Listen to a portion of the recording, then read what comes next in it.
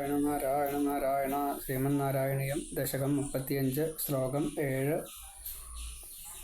ഗൃഹ്ണൻ ജംഭാരി സംപ്രേഷിതരഥ കവചൗ രാവണേനാഭിയുധ്യൻ ബ്രഹ്മാസ്ത്രേണാസ്യ ഭിന്ദൻ ഗളതതിമബലാമഗ്നിശുദ്ധാം പ്രഗൃഹ്ണൻ ദേവശ്രേണീവരോജ്ജീവിത സമരമൃതൈരക്ഷതൈ ഋക്ഷസംഘൈ ലങ്കാഭർത്താ ച സാഗം നിജനഗരമഗാസപ്രിയ പുഷ്പകേണ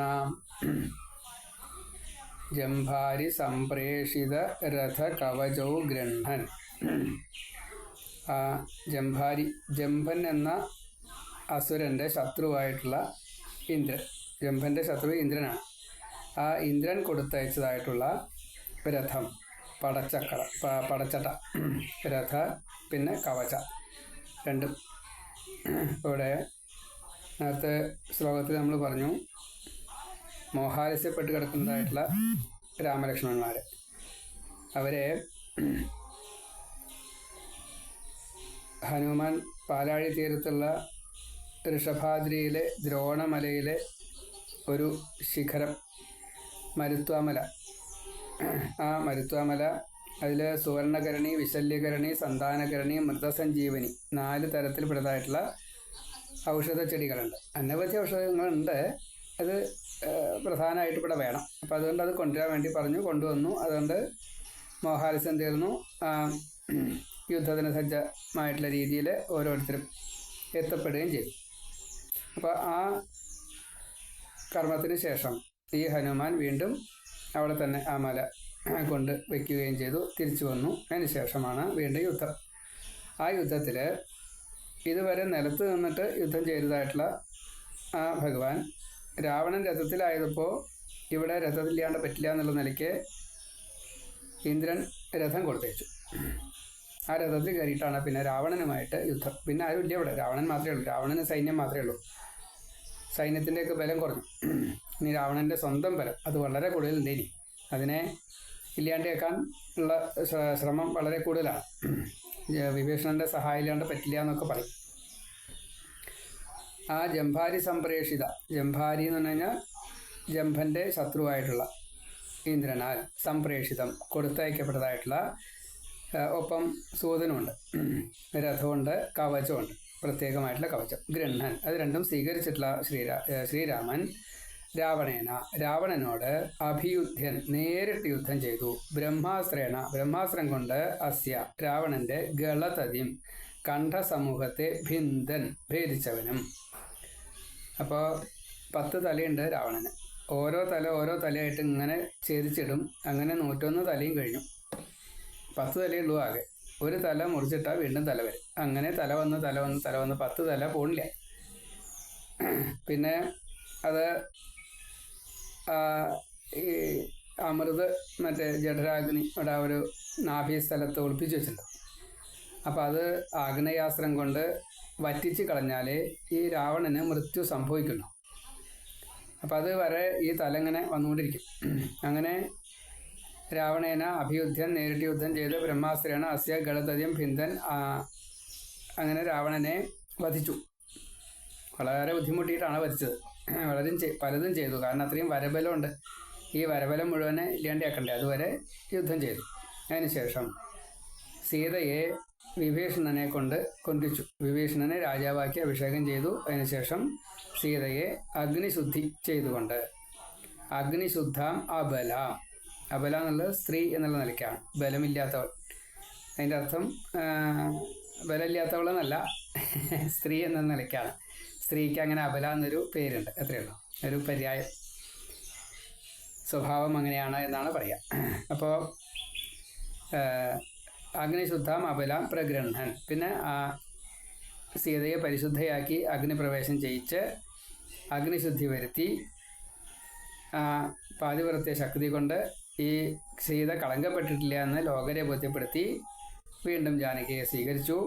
പിന്നെ ദേവശ്രേണീവരോ ജീവിത സമരമൃതൈഹി, ഈ ദേവസമൂഹങ്ങളുടെ വരം കൊണ്ട് ഈ വാനരന്മാർ മുഴുവൻ വീണ്ടും ജീവിച്ചു. മരിച്ചവരൊക്കെ ജീവിച്ചു. അക്ഷതൈഹി, മാത്രമല്ല അവർക്ക് ക്ഷതമില്ലാത്ത രീതിയിലാവുകയും ചെയ്തു. അവർക്ക് മുറിവുകൾ പറ്റിയിട്ടുണ്ടായിരുന്നു, അങ്ങനെ പലതും ഉണ്ടല്ലോ. അതൊക്കെ ഇല്ലാണ്ടേക്ക് അമൃത് വർഷിച്ചു.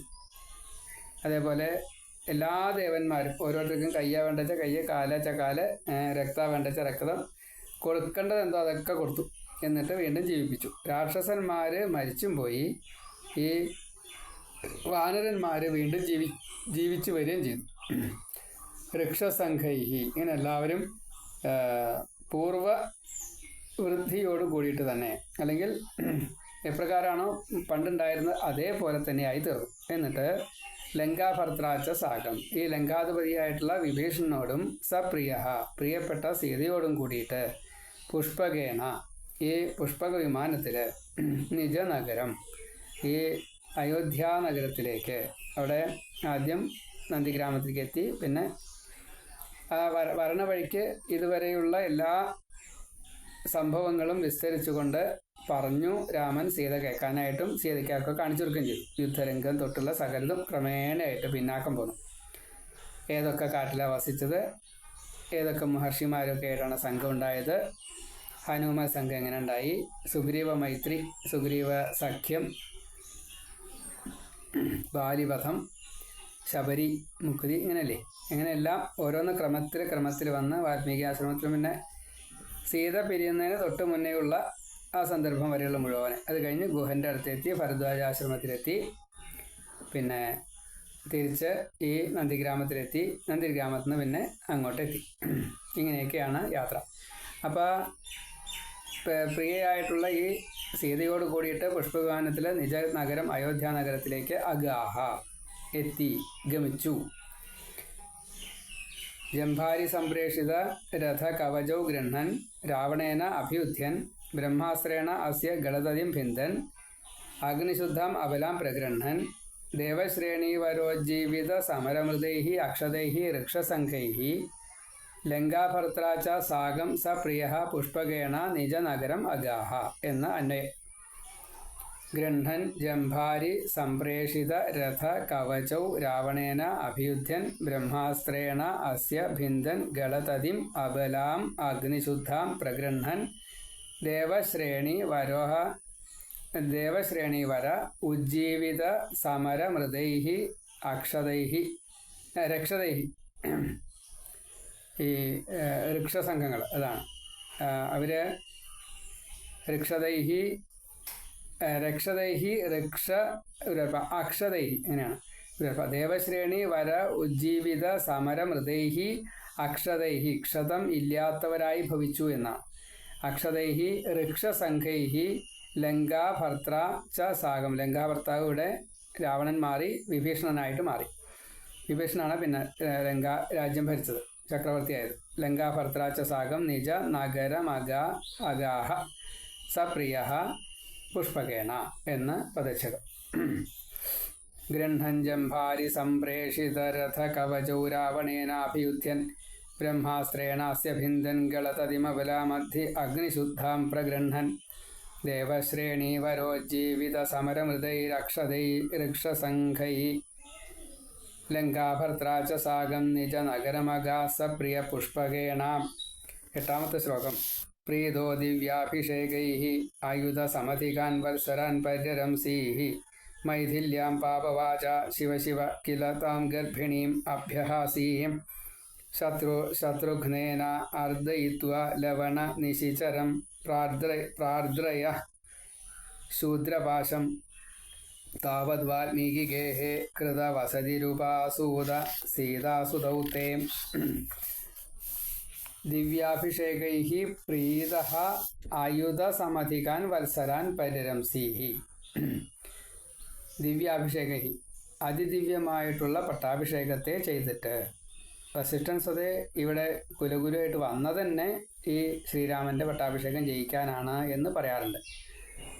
അങ്ങനെ ദിവ്യവസ്തുക്കളെ കൊണ്ട് 4 സമുദ്രത്തിലെയും ജലം കൊണ്ടുവന്ന് മന്ത്രപൂതമായിട്ടുള്ള പൂജാധികാരങ്ങളെല്ലാം ചെയ്ത് ദ്രവ്യകലശം, ജീവകലശം, ബ്രഹ്മകലശം എന്നൊക്കെ പറഞ്ഞിട്ടൊക്കെ, അതുപോലെ ചക്രവർത്തി ആവാൻ വേണ്ടതായിട്ടുള്ള കലശാഭിഷേകം ഒക്കെ, കലശ പൂജ എല്ലാം ചെയ്തിട്ട് ആ വെള്ളം കൊണ്ട്, ദിവ്യമായിട്ടുള്ള തീർത്ഥജലം കൊണ്ട് അഭിഷേകം ചെയ്ത് പ്രീതഃ ചക്രവർത്തിയായി. അങ്ങനെ രാജാവായി സന്തുഷ്ടനായി. ആയുധസമധികതാൻ 11,000 വർഷം എന്നാണ് പറയാറ്.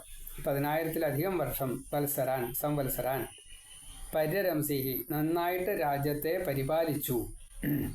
രാജ്യത്തെ പരിപാലിക്കുക, രക്ഷിക്കുക ഇത് ചെയ്തു. മൈഥില്യ പിന്നെയോ സീതയെ സംബന്ധിക്കുന്നതായിട്ടുള്ള പാപവാച, അപവാദ വാക്ക്, പാപവാക്കാണ്. സീത അങ്ങനെയൊന്നും ചെയ്തിട്ടില്ല. ഏതോ ഒരു രചകൻ പറഞ്ഞു, ഭാര്യയോട് കലഹ സമയത്ത് ഇത്രയും കാലം സീത രാവണന്റെ കൊട്ടാരത്തിലായിരുന്നു, ആ സീതയെ രാമൻ സ്വീകരിച്ചു. അതേപോലെ നീ എവിടേക്കോ ഇപ്പോൾ പോയിണ്ടായിരുന്നു, നീ എവിടേക്കാ പോയെന്ന് നിന്നോട് പറഞ്ഞില്ല, നിന്നെ ഇത്രയും കാലം അവിടെ നിന്നപ്പോൾ നീ ഏത് രീതിയിലാണ് നിൽക്കണം, എൻ്റെ പാതിവൃത്യം എന്തുണ്ടായി എനിക്കറിയില്ല, ഞാൻ നിന്നെ സ്വീകരിക്കില്ല എന്നൊക്കെ പറഞ്ഞു. ഇത് ചാരന്മാർ കേട്ടു, രാമനോട് പറഞ്ഞു. അപ്പോൾ രാമന് ധർമ്മബുദ്ധി കുറച്ചധികമായിട്ട് വന്നു, ധർമ്മബുദ്ധി വന്നു. അത് കാരണം ഗർഭിണിയായിട്ടുള്ള സീതയെ ഉപേക്ഷിച്ചു, ലക്ഷ്മണനെ കൊണ്ട് ഉപേക്ഷിച്ചു. ലക്ഷ്മണൻ വാൽമീകിയുടെ ആശ്രമത്തിനടുത്ത് ഉപേക്ഷിച്ചാൽ മതി എന്ന് പറഞ്ഞ് അവിടെ കൊണ്ട് ഉപേക്ഷിച്ചു. എന്നിട്ട് അവിടെയാണ് പ്രസവിച്ചത് ലവകുശന്മാരെ.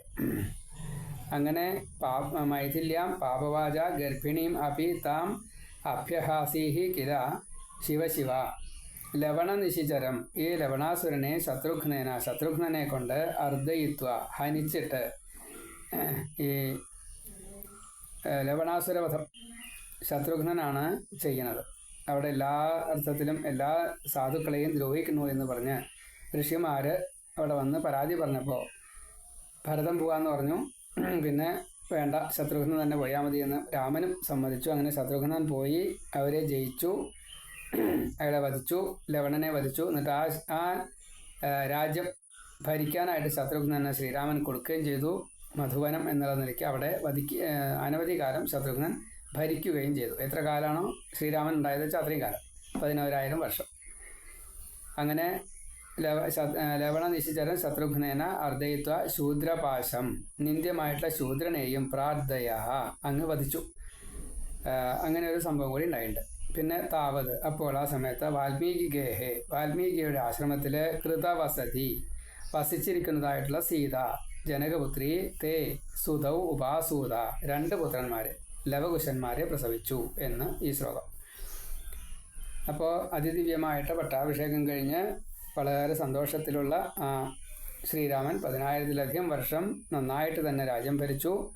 ഒടുക്കം സീതയെ ആരോ ചില അപവാദങ്ങൾ പറഞ്ഞു കഴിഞ്ഞപ്പോൾ ആ അപവാദ വാക്കുകൊണ്ട്, ആ സമയത്ത് ഗർഭിണിയായിരുന്നു സീത, ആ സീതയെ ഉപേക്ഷിച്ചു. ലക്ഷ്മണനെ കൊണ്ട് വാൽമീകിയുടെ ആശ്രമത്തിനടുത്താണ് ഉപേക്ഷിച്ചത്. അതിനുശേഷം പിന്നെ ലവണാസുരൻ, അതിന് ശേഷം അല്ലാട്ടോ, അതൊക്കെ ലവണാസുരൻ ആദ്യം കഴിഞ്ഞിരിക്കണം. ലവണാസുരൻ അതുപോലെ സീതയെ ഉപേക്ഷിക്കൽ ഞാനെപ്പോഴായാലും പറയാറ്, ഏറ്റവും ഒടുക്കേ സീതയെ ഉപേക്ഷിച്ചിട്ടുള്ളൂ. ഈ 11,000 വർഷം കഴിഞ്ഞിട്ട് ഒരു അവസാനത്തെ 5 വർഷം, അല്ലെങ്കിൽ ഒരു 10-16 വർഷം എന്ന് കൂട്ടാം മാക്സിമം, എല്ലാം കൂടിയാൽ. അതായത് ലവകുശൻ, അതിൽ കുശൻ്റെ വംശമാണ് വരിക. അപ്പോൾ ആ കുശന് പ്രായപൂർത്തിയാകുന്ന വരെ മാത്രമേ പിന്നെ ഈ സീതയെ ഉപേക്ഷിച്ചതിന് ശേഷം, ഗർഭിണിയായിട്ടുള്ള സമയത്താണ് സീതയെ ഉപേക്ഷിച്ചത്. അപ്പം അതിനുശേഷം ഈ 10 വർഷം 12 വർഷം അല്ലെങ്കിൽ 16 വർഷം മാക്സിമം, അതിൽ കൂടുതൽ ഒട്ടുമില്ല. അതിൻ്റെ മുന്നേ ആയിട്ട് കഴിയും. കുശവംശമാണ് ഉണ്ടായത്.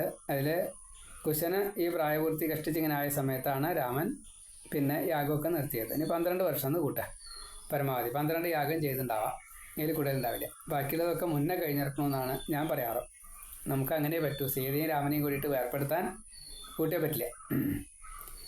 അപ്പോൾ ഗർഭിണിയായിട്ടുള്ള ആ സീതയെ ഉപേക്ഷിച്ച ആ ശ്രീരാമൻ കുറച്ച്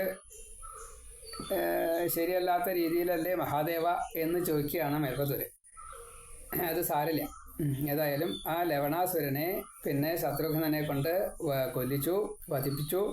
പിന്നെ ഒരു നിന്ദ്യനായിട്ടുള്ള ശൂദ്രനെ വധിച്ചു. അതിനുശേഷം വാൽമീകിയുടെ ആശ്രമത്തിൽ താമസിക്കുന്നതായിട്ടുള്ള ജനകപുത്രി ഭഗവാന്റെ 2 പുത്രന്മാരായിട്ടുള്ള ലവനെയും കുശനെയും പ്രസവിച്ചു സീത എന്ന് ഈ ശ്ലോകം. പ്രീതഃ ദിവ്യ അഭിഷേകൈഃ ആയുധ സമധികാൻ വത്സരാൻ പര്യരംസീഃ മൈഥില്യാം പാപവാച ശിവശിവ കില താം ഗർഭിണീം അഭ്യഹാസീഃ ശത്രുഘ്നേന അർദ്ധയിത്വ ലവണ നിശിചരം പ്രാർത്ഥയത് ശൂദ്രപാശം താവത് വാൽമീകിഗേഹ കൃതവസതിരുപാസൂത സീതാസുതൗത്തെ എന്ന് പദച്ഛേദം. പ്രീതോ ദിവ്യാഭിഷേകൈ ആയുധസമധികാൻ വത്സരാൻ പരിരംസി മൈഥില്യാം പാപവാച ശിവ ശിവ കില താം ഗർഭിണീമഭ്യഹാസി ശത്രുഘ്നേനാർദ്ദയിത്വാ ലവണനിശിചരം പ്രാർദ്രയത് ശൂദ്രപാശം താവദ്വാൽമീകിഗേഹ കൃതവസതിരുപാസൂത സീതാസുതൗത്തെ. ഇനി 9ാമത്തെ ശ്ലോകം. വാൽമീകേസ്ത്വൽസുതോദ്ഗാപിതമധുരകൃതേരാജ്ഞയാ യജ്ഞവാടേ സീതാം ത്വയ്യാപ്തുകാമേ ക്ഷിതിമവിശദസൗ ത്വം ച കാലാർത്ഥിതോ ഭൂ ഹേതോ സൗമിത്രിഘാദി സ്വയമഥ സരയൂമഗ്നനിശേഷഭൃത്യൈ സാഗം നാഗം പ്രയാതോ നിജപദമഗമോ ദേവ വൈകുണ്ഠമാദ്യം. ഹേ ദേവ, ഭഗവാനെ ഗുരുവായൂരപ്പ, ശ്രീരാമ അല്ലെങ്കിൽ ശ്രീകൃഷ്ണ, ത്വൽസുതോദ്ഗാപിത മധുരകൃതേഹേ, ഈ അങ്ങയുടെ സുതന്മാരാൽ ഉദ്ഗാപിതമായിട്ടുള്ള പാടിയതായിട്ടുള്ള ഉറക്കെ പറഞ്ഞതായിട്ടുള്ള മധുരകൃതേഹേ, ആ ഭഗവാന്റെ വാക്കുകൾ, ഭഗവാന്റെ പുത്രന്മാരുടെ ഈ പാട്ട്, ആ രാമായണം, അല്ലയോ ഭഗവാനെ, അങ്ങയുടെ പുത്രന്മാരാൽ നന്നായിട്ട് പാട്ട് പോലെ പാടിയതായിട്ടുള്ള അതിമധുരമായിട്ടുള്ള ഈ കഥ, രാമായണം എന്ന ഈ വാൽമീകി രചിച്ചതായിട്ടുള്ള ഈ കഥ, വാൽമീകേഹേ ആജ്ഞയ, വാൽമീകിയുടെ ആജ്ഞ സ്വീകരിച്ചുകൊണ്ട്, യജ്ഞവാടേ, ഭഗവാൻ ആ സമയത്ത് ശ്രീരാമൻ യജ്ഞം ചെയ്തുകൊണ്ടിരിക്കുകയാണ്. അപ്പോൾ യജ്ഞത്തിൻ്റെ ആ സത്രത്തിൻ്റെ സമയത്താണ് ഈ കുട്ടികൾ വന്നിട്ട് രാമായണം പാടുന്നത്. ആജ്ഞയനുസരിച്ച് യജ്ഞശാലയിൽ വെച്ച് അങ്ങ് സീതയെ പ്രാപിക്കാൻ ആഗ്രഹിച്ചപ്പോൾ സീതയെ വീണ്ടും സ്വീകരിക്കണമെന്നൊരു ആഗ്രഹം വന്നു. അപ്പോൾ ആ സമയത്ത് ഈ സീതാദേവി രണ്ടാമതും ഒരു അഗ്നിപ്രവേശം വേണം എന്ന് ശ്രീരാമൻ വാദിച്ചു. കാരണം പിന്നെ വാൽമീകിയുടെ ആശ്രമത്തിലല്ലേ താമസിച്ചത്. ആദ്യം രാവണൻ്റെ അവിടെ താമസിച്ചു. അതിനൊക്കെ എത്രയോ കാലമാണ് ഇവിടെ വാൽമീകിയുടെ ആശ്രമത്തിൽ താമസിച്ചത്. രാവണൻ്റെ അവിടെ 6 മാസത്തിൽ താഴെ, 2 മാസം വരെയൊക്കെ നമ്മൾ പറയാറുള്ളൂ. വെച്ചാൽ സീതയും രാവണനും കൂടിയിട്ട് അത്രയേ വേർപെട്ടിട്ടുള്ളൂ എന്നതാണ്. കഥാസന്ദർഭം കുറേ കൂടുതൽ ഉണ്ടെങ്കിലും അത് കഥയ്ക്ക് വേണ്ടിയിട്ട് അത്രയും നീട്ടി പറഞ്ഞു എന്നല്ലോ. ഏറ്റവും ഒടുക്കമാണ്. ഒരു കൊല്ലത്തിലധികം ഈ പഞ്ചവടിയിൽ എത്താൻ വേണ്ടിയിട്ട് എടുത്തിട്ടുണ്ട്. പിന്നെ 12 വർഷത്തിലധികം അവിടെ പഞ്ചവടിയിലാണ് താമസം. അപ്പോൾ 1.5 വർഷം ഈ യാത്രയ്ക്കും ഒരു 12 വർഷത്തിലധികം അവിടെ പഞ്ചവടിയിലും അതിനുശേഷം 6 മാസം ഈ സീത അന്വേഷണമായിട്ട് സീതയെ കട്ടുകൊണ്ടുപോയിട്ടുള്ള ആ സമയത്ത് യുദ്ധം എല്ലാം കൂടിയിട്ട് 2 മാസത്തിൻ്റെ ഉള്ളെല്ലാം കൂടിയിട്ടൊക്കെ കഴിഞ്ഞു. അതും 18 ദിവസമൊക്കെ തന്നെ ഉണ്ടായിട്ടുണ്ടാവുള്ളൂ യുദ്ധം. എത്ര ദിവസമാണ് കൃത്യമായിട്ടൊന്നും ഓർമ്മ വരുന്നില്ല. ഏതായാലും ഓരോരോ ദിവസത്തെ യുദ്ധത്തിൻ്റെയും വർണ്ണനകളൊക്കെ അതിലുണ്ട് രാമായണത്തിൽ. വാൽമീകി രാമായണം അതിൽ പറഞ്ഞിട്ടുണ്ട്. ഏതായാലും ഈ വേർപാട് വളരെ കുറവ് എന്നുള്ള രീതിയിൽ വേണം എടുക്കാനായിട്ട് എപ്പോഴായാലും. അപ്പോൾ ഈ രാമായണത്തെ ഇതേപോലെ വാൽമീകിയുടെ ശിക്ഷണം, രാമായണം പഠിപ്പിക്കുക എന്നത് ലവകുശന്മാർക്ക് സീതയുടെ സാന്നിധ്യത്തിൽ ചെയ്തു കൊടുത്തു. പക്ഷേ രാമനാണ് അച്ഛൻ എന്നുള്ളത് പറഞ്ഞു കൊടുത്തിട്ടില്ല. സീത ജനകപുത്രിയാണ് എന്നും പറഞ്ഞു കൊടുത്തിട്ടില്ല. അങ്ങനെ ആജ്ഞ അനുസരിച്ച് അങ്ങ് ഈ സീതയെ പ്രാപിക്കാൻ ആഗ്രഹിച്ചു കഴിഞ്ഞപ്പോൾ വീണ്ടും അഗ്നിശുദ്ധി ചെയ്യണം എന്ന് രാമൻ പറഞ്ഞു. അപ്പോൾ അത് സീതയ്ക്ക് സമ്മതമായില്ല. അപ്പോൾ സീത തൻ്റെ അമ്മയായിട്ടുള്ള ഭൂമിദേവിയെ വിളിച്ചു. എൻ്റെ പാതിവ്രത്യം ശരിയാണെങ്കിൽ എനിക്ക് ഇങ്ങോട്ട് വന്നത് ഉഴവുചാലിൽ കൂടെയാണ്, അതേപോലെ തന്നെ ഒരു മാർഗം തരണേ അങ്ങയിലേക്ക് ലയിക്കാൻ, വൈകുണ്ഠത്തിലേക്ക് പോകാനുള്ള വഴി തരണം എന്ന് പറഞ്ഞു. അപ്പോൾ മുകളിലേക്കല്ല പോയത്, താഴത്തേക്കാണ് പോയി. എത്രയുള്ളൂ. അങ്ങനെ ഭൂമി പിളർന്ന്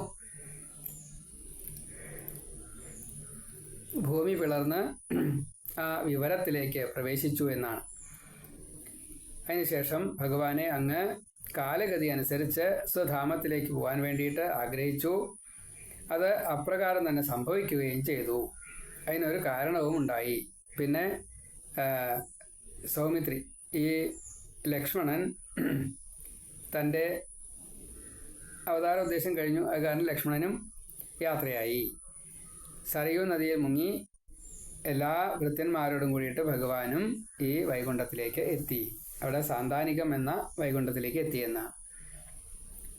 സീതയെ പ്രകാരം ഉപേക്ഷിച്ചതിൻ്റെ ശേഷം ഗർഭിണിയായിട്ടുള്ള സമയത്ത് ചെയ്തതായിട്ടുള്ള യാഗങ്ങളൊക്കെ സ്വർണം കൊണ്ടുണ്ടാക്കിയിട്ടുള്ള സീതയെ വെച്ചുകൊണ്ടാണ് ശ്രീരാമൻ യാഗം ചെയ്തത്. ആ സീതമാരൊക്കെ ഈ ആവാഹനം ചെയ്യുമ്പോൾ ജീവൻ വയ്ക്കും. ആ ജീവൻ വെച്ചവരൊക്കെ കാഞ്ചന സീത എന്ന പേരിൽ അറിയപ്പെട്ടു. ആ കാഞ്ചന സീതമാരൊക്കെ ഭഗവാനോട് പ്രാർത്ഥിച്ചു, ഞങ്ങൾക്ക് ഭർത്താവായിട്ട് അങ്ങ് വരണം എന്ന് പറഞ്ഞു. അപ്പോൾ ഈ ജന്മത്തിൽ സാധിക്കില്ല എന്ന് പറഞ്ഞു. അപ്പോൾ യാഗം ചെയ്യാൻ ഞങ്ങൾ അങ്ങയ്ക്ക് ഒപ്പം ഉണ്ടായിരുന്നില്ലേ ചോദിച്ചു. അത് സ്വർണമാണ് എന്ന് പറഞ്ഞു. എന്നാൽ ശരി, ഞങ്ങൾക്ക് ഇനി അത് അനുഗ്രഹിച്ച് തരണം എന്ന് പറഞ്ഞു. ശരി, അടുത്ത ജന്മത്തിൽ ആവാമെന്ന് പറഞ്ഞു. ഈ കാഞ്ചന സീതമാരെല്ലാവരും പിന്നീട് ശ്രീകൃഷ്ണാവതാരത്തിൽ ഗോപികമാരായിട്ട് വന്നു എന്നാണ്.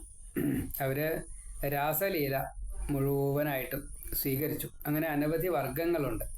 ശ്രീരാമൻ്റെ കാലത്ത് കണ്ട് മോഹിച്ച് ശ്രീരാമനെ ഭർത്താവായിട്ട് കിട്ടണമെന്ന് ആഗ്രഹിച്ചതായിട്ടുള്ള കാട്ടാള സ്ത്രീകൾ, മറ്റ് പല സ്ത്രീകൾ, അതേപോലെ തന്നെ നാട്ട് രാജാക്കന്മാർ, രാജകുമാരിമാർ, രാക്ഷസ രാജാക്കന്മാരുടെ അന്തപുരത്തിലെ ഓരോ കന്യകമാർ, പല സ്ത്രീകൾ ഇതേപോലെ പലതരത്തിലുള്ള ആഗ്രഹങ്ങളെ ഒക്കെ പറഞ്ഞു. അതെല്ലാം ശ്രീകൃഷ്ണ അവതാര കാലത്ത് ഭഗവാൻ ചെയ്തു കൊടുക്കുകയും ചെയ്തു എന്നാണ്. ചിലവർക്ക് ഗോപികമാരായിട്ടാണ്. അങ്ങനെയാണ് ഈ 110 കോടി ഗണം, 110 ഗണം ആണ്. 110 തരത്തിൽപ്പെട്ടതായിട്ടുള്ള സംഘങ്ങളായിട്ടാണ് ഗോപികമാർ വന്നത്. അതൊക്കെ പലരും ഇതേപോലെ ശ്രീരാമൻ്റെ കാലത്ത്, വാമനൻ്റെ കാലത്ത് ഒക്കെ ഭർത്താവായിട്ട് വേണം എന്ന് താല്പര്യപ്പെട്ടപ്പോൾ അവർക്കൊക്കെ ഈ ഗോപികമാർ എന്നുള്ള നിലയ്ക്കാണ് അവിടെ ഭഗവാൻ ഈ സംഘം കൊടുത്തത്. അപ്സര സ്ത്രീകൾക്ക് ഭർതൃപദവി തന്നെ കൊടുത്തു. അങ്ങനെയാണ് 16,100 അപ്സര സ്ത്രീകൾ ഈ പല രാജാക്കന്മാരുടെ ഗൃഹങ്ങളിലെ കന്യകമാരായിട്ട് ജനിച്ചു. അവരെയൊക്കെ നരകാസുരൻ വന്നിട്ട് ഈ കാരാഗൃഹത്തിലിട്ടു, അന്തപുരത്തിലിട്ടു. ആ നരകാസുരനെ വധിച്ചപ്പോൾ ആ കന്യകമാരെയൊക്കെ ഭഗവാൻ ഭൂമിയുടെ സത്യഭാമയുടെ അനുവാദത്തോട് കൂടിയിട്ട് തന്നെ വിവാഹം കഴിച്ചു. അവരെല്ലാവരും ഈ ഭർതൃപദവി നല്ലോണം ഭർത്തൃ ശുശ്രൂഷ ചെയ്തുകൊണ്ട് പാതിവ്രത്യത്തെ അനുസരിക്കുകയും ചെയ്തു. അവർക്കൊക്കെ 10 ആൺകുട്ടികളും ഓരോ പെൺകുട്ടി ഉണ്ടായി എന്നും പറയുന്നുണ്ട്. ഇപ്പം അങ്ങനെയാണ്. അപ്പോൾ ഇവിടെ ഈ സീതയെ പ്രാപിക്കാൻ ആഗ്രഹിച്ചപ്പോൾ സീതയ്ക്ക് ഇത് സമ്മതമായില്ല. ഭൂമിയിലേക്ക് പ്രവേശിക്കുകയാണ് ഉണ്ടായത്. അല്ലാണ്ട് ആകാശത്തിലേക്ക് പോവേ അഗ്നിയിലേക്ക് ലയിക്കുകയല്ല ഉണ്ടായത്, ഭൂമിയിലേക്ക് പോകാണ്ടായത്. ഏറ്റവും അടിയിലേക്ക് നടത്തും. അങ്ങനെയാണ്. അതിനുശേഷം കാലഗതി അനുസരിച്ച് ഭഗവാനും യാത്രയാവാൻ ഉദ്ദേശിച്ചു. അപ്പോൾ ആ സമയത്ത് ഈ യമധർമ്മ രാജാവ് അവിടെ വന്നു. വേഷം മാറിയിട്ട് ബ്രാഹ്മണനായിട്ടാണ് വന്നത്. ശ്രീരാമനുമായിട്ട് കുറച്ച് നേരം സംവദിക്കണം, സ്വകാര്യമായിട്ട് ചിലത് പറയാനുണ്ട് എന്ന് പറഞ്ഞു. ആരും ആ സമയത്ത് അങ്ങോട്ട് വരരുത് എന്ന് പറഞ്ഞു. അപ്പോൾ അത് കാവലിന് വേണ്ടിയിട്ട് ലക്ഷ്മണനെ നിർത്തി. ആരെങ്കിലും കടക്കുകയാണെങ്കിൽ, അനുവാദമില്ലാതെ കണ്ടോ അല്ലെങ്കിൽ സാഹചര്യം കൊണ്ടോ കടക്കുകയാണെന്ന് വെച്ചാൽ അതിൻ്റെ ഉത്തരവാദി ലക്ഷ്മണനാവും. വധം ആണ് ശിക്ഷ എന്നും ആദ്യമേ തന്നെ പറഞ്ഞു. അപ്പോൾ ആ സമയത്താണ് ദുർവാസാവ് വരണത്. എനിക്ക് ഇപ്പോൾ രാമനെ കാണണം എന്ന് പറഞ്ഞു. രാമൻ ചെയ്ത കാര്യങ്ങൾ ചെയ്ത് തരേണ്ടതായിട്ടുള്ള കാര്യങ്ങൾ ഞാൻ ചെയ്തു തരാം, ഇപ്പം അങ്ങോട്ട് പ്രവേശിക്കാൻ പറ്റില്ല എന്ന് പറഞ്ഞപ്പോൾ ചുണ്ടിയെടുത്തു. ഇപ്പോൾ ശപിക്കും എന്നുള്ള നിലയ്ക്ക് വന്നപ്പോൾ അങ്ങ് ശപിക്കണ്ട, ഞാൻ ഏട്ടനോട് പറഞ്ഞു തരാം എന്ന് പറഞ്ഞു. അപ്പോൾ ഈ കാര്യമൊന്നും പറഞ്ഞില്ല. അങ്ങനെ വേഗം ഏട്ടനെ കണ്ടു, രാജാവിനെ കണ്ടു, കാര്യം പറഞ്ഞു. ദുർവാസാവ് മഹർഷി വന്നിട്ടുണ്ട്. ശ്രീരാമൻ അപ്പോൾ യമധർമ്മരാജാവിൻ്റെ മുഖത്ത് നോക്കി അങ്ങോട്ടും ഇങ്ങോട്ടും കാര്യം മനസ്സിലാക്കി. ഏതായാലും രാമൻ പുറത്തേക്ക് വന്നു, ദുർവാസാവിനെ കണ്ടു. എന്തേ പോന്ന ചോദിച്ചു. ഞാൻ 1000 ഏകാദശി നോറ്റു. ഇപ്പോൾ ഈ 1001 1008 എന്തായാലും വേണ്ടില്ല. ആ സമയത്ത് ദ്വാദശി പാരണ വിടാൻ വേണ്ടിയിട്ട് അങ്ങ് എനിക്ക് വിളമ്പിത്തരണം എന്ന് പറഞ്ഞു. അപ്പോൾ ഊണഴിച്ചു. ഊണഴിച്ച് രണ്ടുപേരെയും അനുഗ്രഹിച്ചു. രാമനെയും അനുഗ്രഹിച്ചു, ലക്ഷ്മണനെയും അനുഗ്രഹിച്ചു. അത് കഴിഞ്ഞ് മുനി യാത്രയായി. അപ്പോൾ സഭയിൽ ചർച്ചയായി. ബ്രാഹ്മണനും പോയി, യമധർമ്മരാജാവും പോയി. രണ്ടുപേരും പോയി കഴിഞ്ഞപ്പോൾ സഭയിൽ ചർച്ചയായി. ഇനി എന്ത് വേണം? സത്യലംഘനം വരാൻ പാടില്ല. അപ്പോൾ ലക്ഷ്മണൻ പറഞ്ഞു, അങ്ങ് എന്നെ വധിച്ചോളൂ എന്ന് പറഞ്ഞു. അപ്പോൾ സഭ പറഞ്ഞു, അനുജനെ വധിക്കണ്ട, നാട് കടത്തിയാൽ മതി എന്ന് പറഞ്ഞു. അതും വധത്തിന് തുല്യമാണല്ലോ. അപ്പോൾ ഭഗവാൻ ഇഷ്ടം പോലെ ചെയ്തോളൂ എന്ന് പറഞ്ഞു. അപ്പോൾ ലക്ഷ്മണൻ തൻ്റെ അനുജൻ എന്നുള്ള നിലയ്ക്കും ചില പദവികളൊക്കെ ഉണ്ട്. അതെല്ലാം ശ്രീരാമന് തന്നെ സമർപ്പിച്ചു. പ്രദക്ഷിണം വെച്ച് നമസ്കരിച്ച് നേരെ സരയൂ നദിയിലേക്ക് ഇറങ്ങി. അങ്ങനെ കാണാലിയാണ്ടി നേരിട്ട് സാന്താനിക ലോകത്തിലേക്ക് എത്തി. അപ്പോഴേക്കും ശ്രീരാമനും പോകണം എന്നുള്ള മട്ടായി. കാരണം സീതയില്ല, ലക്ഷ്മണനും ഇല്ല. അപ്പോഴേക്കും ഭരതനും രാമൻ പറഞ്ഞു ഞാൻ പോവുകയാണെന്ന് പറഞ്ഞു. അപ്പോൾ ഭരതൻ പറഞ്ഞു ഞാനും ഉണ്ടാക്കൂടെ പറഞ്ഞു. അപ്പോഴേക്കും ശത്രുഘ്നനെ ആളയച്ച് വരുത്തി. ശത്രുഘ്നൻ പറഞ്ഞു ഞാനുണ്ടായിരുന്നു. അത് വേണ്ടാന്ന്, ഞാൻ ഒറ്റയ്ക്ക് പോയിക്കൊള്ളാം, നിങ്ങൾ മെല്ലെ വന്നാൽ മതി പറഞ്ഞു. അതില്ല, ഞങ്ങളും ഉണ്ട് ഏട്ടൻ്റെ കൂടെ നിന്നായി. അപ്പോൾ അതാത് രാജ്യത്തെ 4 രാജ്യമായിട്ട് വെച്ചായിരുന്നു. അപ്പോൾ അതാത് രാജ്യത്തെ ഈ 2 ഭാഗങ്ങളാക്കിയിട്ട് ഓരോ അനുജനും ഈ 2 മക്കളുണ്ട്. അവർക്ക് 2 പേർക്ക് ഓരോ രാജ്യം കൊടുത്തുകൊണ്ട് അങ്ങനെ 8 രാജ്യമാക്കിയിട്ട് ഈ അയോധ്യ അല്ലെങ്കിൽ ഈ ഭൂമി ഭാഗിച്ചു എന്നും 8 ഭാഗങ്ങളായിട്ട് അത് ഭരിക്കപ്പെട്ടു എന്നും അതിൽ 11 രാജ്യം ഭരിക്കാൻ കൂട്ടാക്കിയില്ല. കുശനാണ് പിന്നീട് ഈ സൂര്യവംശം ഭരിച്ചത് എന്ന് പറയുന്നുണ്ട്. 11 നേരെ സന്യസിച്ച് പോകാണ്ടായത്, ഊർധ്വലോകത്തിലേക്ക് ആ മട്ടാ പോയത്, മറ്റേ അവധൂതനായിട്ട് പോകാണ്ടായത്. ഇങ്ങനെ കാര്യം നടക്കാൻ വേണ്ടിയിട്ട് ചില കാരണങ്ങൾ ഭഗവാൻ ഉണ്ടാക്കി. അങ്ങനെ സൗമിത്രിഘാതി ചില കാരണങ്ങൾ ഉണ്ടാക്കിയിട്ട്, ഹേതോഹോ കാരണം ഉണ്ടാക്കിയിട്ട് സൗമിത്രിയെ ത്യജിച്ചു ഭഗവാൻ ശ്രീരാമൻ. സ്വയം സരയൂമഗ്ന നിശേഷ ഭൃത്യൈഹി സാഗം. ഭഗവാൻ പോണ സമയത്ത്, ഋഷഭൻ പോണ സമയത്ത് അഗ്നിയിലേക്ക് പ്രവേശിക്കുമ്പോൾ കാട്ടുതീയിലേക്കാണ് പ്രവേശിച്ചത്. കാടും കാട്ടിലുള്ള സസ്യജാലങ്ങൾ, പക്ഷിമൃഗാദികൾ, പ്രാണിവർഗങ്ങൾ ഇവരെയൊക്കെ ഒപ്പം ഭഗവാന്റെ കൂടെ കൊണ്ടുപോയി. അങ്ങനെ മുക്തി കൊടുത്തു. അതേപോലെ തന്നെ ഇവിടെ സരയൂരിലേക്ക് ഇറങ്ങി കൂടെ ആർക്കൊക്കെ വെച്ചാൽ വരാം, വൈകുണ്ഠത്തിലേക്കാണ് യാത്ര എന്ന് പറഞ്ഞു. അപ്പോൾ അർഹതപ്പെട്ടവരെല്ലാവരും ശ്രീരാമൻ്റെ കൂടെ യാത്രയായി. അങ്ങനെ എല്ലാവരും വൈകുണ്ഠ ലോകത്തിലേക്ക് എത്തുകയും ചെയ്തു എന്ന് ഈ ശ്ലോകം. വാൽമീകേഹേ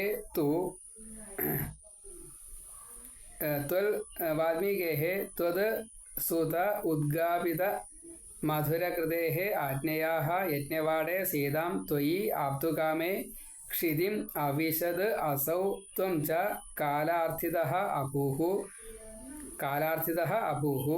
കാലനാൽ അർത്ഥിക്കപ്പെട്ടു എന്നർത്ഥം. യമധർമ്മ രാജാവിനാൽ അർത്ഥിക്കപ്പെട്ടിട്ട് ഹേതോഹോ സൗമിത്രി ഖാദി സ്വയം അഥ സരയൂ മഗ്ന നിശേഷ ഭൃത്യൈഹി സാഗം നാഗം പ്രയാതോ നിജപദം അഗമഹ ദേവ വൈകുണ്ഠം ആദ്യം. ഇങ്ങനെ പദച്ഛേദം. വാൽമീകേസ്ത്വൽ സുതോദ്ഗാപിത മധുരകൃതേ രാജ്ഞയാ യജ്ഞവാടേ സീതാം ത്വയ്യാപ്തുകാമേ ക്ഷിതിമവിശദസൗ ത്വം ച കാലാർത്ഥിതോ ഭൂ.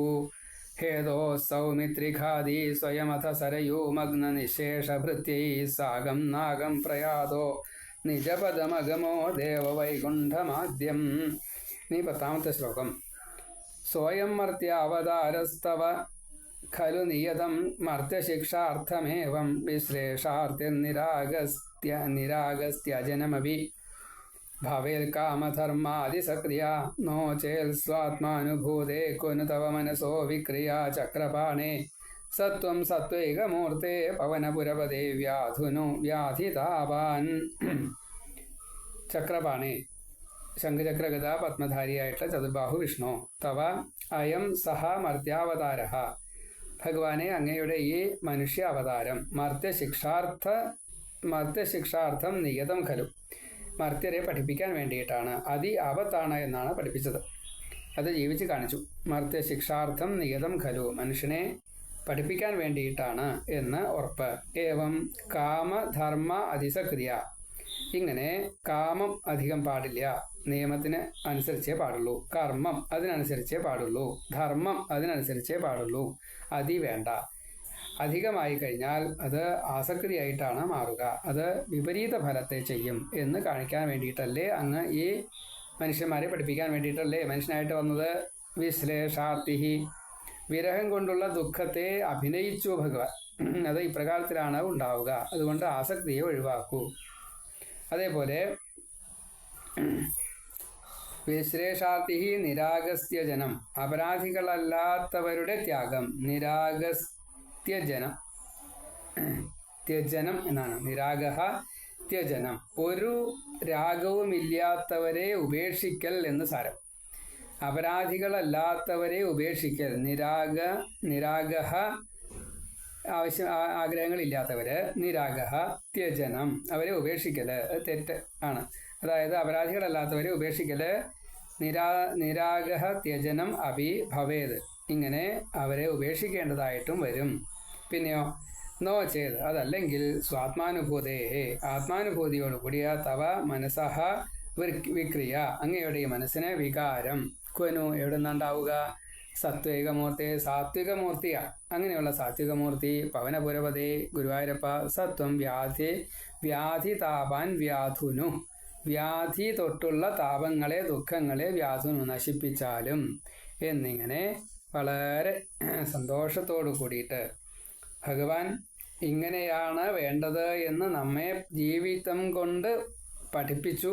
അങ്ങനെയുള്ള ഭഗവാനെ എൻ്റെ എല്ലാ രോഗങ്ങളെയും ദുഃഖങ്ങളെയും നശിപ്പിച്ചു തരണേ എന്ന് മേപ്പത്തൂർ ശ്രീകൃഷ്ണനോട് ഗുരുവായൂരപ്പനോട് പ്രാർത്ഥിച്ചു എന്ന് ഈ ശ്ലോകം. സഹ അയം മർത്യാവതാരഃ തവ ഖലു നിയതം മർത്യശിക്ഷാർത്ഥം ഏവം വിശ്രേഷാർത്തി നിരാഗഃ ത്യജനമപി നിരാഗസ്ത്യജനമപി ഭവേത് കാമധർമ്മ അതിസക്രിയ. പിന്നെയോ നോ ചേത് സ്വ ആത്മാനുഭൂതേ ക്വനു തവ മനസഃ വിക്രിയ ചക്രപാണേ സഹത്വം സത്വൈകമൂർത്തേ പവനപുരപതേ വ്യാധുനു വ്യാധി താപാൻ എന്ന് പദച്ഛേദം. സ്വയം മർത്യാവതാരസ്തവ ഖലു നിയതം മർത്യശിക്ഷാർത്ഥമേവം വിശ്രേഷാർത്തിർനിരാഗസ്ത്യജനമപി ഭവേൽ കാമധർമാതിസക്രിയ നോ ചേൽ സ്വാത്മാനുഭൂതേ ക്വനു തവ മനസോ വിക്രിയ ചക്രപാണേ സത്വം സത്വൈകമൂർത്തേ പവനപുരപതേ വ്യാധുനു വ്യാധിതാപാൻ. അപ്പോൾ യാതൊരു ഭഗവാനാണോ ഇപ്രകാരത്തിൽ ആപത്താണ് എന്ന് കാണിച്ചത്, അങ്ങനെയുള്ള ഭഗവാനെ അങ്ങ് എനിക്ക് സുഖത്തെ തരണേ, എൻ്റെ എന്തൊക്കെ ദോഷങ്ങളുണ്ടോ അത് മുഴുവൻ തീർത്തു തരണമേ എന്നീ പ്രകാരം പ്രാർത്ഥിച്ചുകൊണ്ട് മേപ്പത്തൂര് ഈ രാമായണത്തിൻ്റെ സംഗ്രഹം വളരെ നന്നായിട്ട് പറഞ്ഞു. നമുക്കും അതേപോലെ തന്നെ എല്ലാ അർത്ഥത്തിലും ഈ ശത്രുതാഭാവങ്ങളെ മുഴുവൻ 36 തരം ചീത്തകളുണ്ട്, അത് മുഴുവൻ ഈ ചക്രം നശിപ്പിക്കുമാറാകട്ടെ എന്ന് മാത്രം പ്രാർത്ഥിക്കുന്നു. അതിന് ഭഗവാൻ നമ്മളെ അനുഗ്രഹിക്കട്ടെ. സർവത്ര ഗോവിന്ദ നാമ സങ്കീർത്തനം ഗോവിന്ദ ഗോവിന്ദ. ഇനി അടുത്ത ദശകത്തിലും പരശുരാമാവതാരമാണ് പറയുന്നത്. അത് 10 ശ്ലോകം കൊണ്ട് പറയുന്നു. നാരായണ നാരായണ നാരായണ നാരായണ.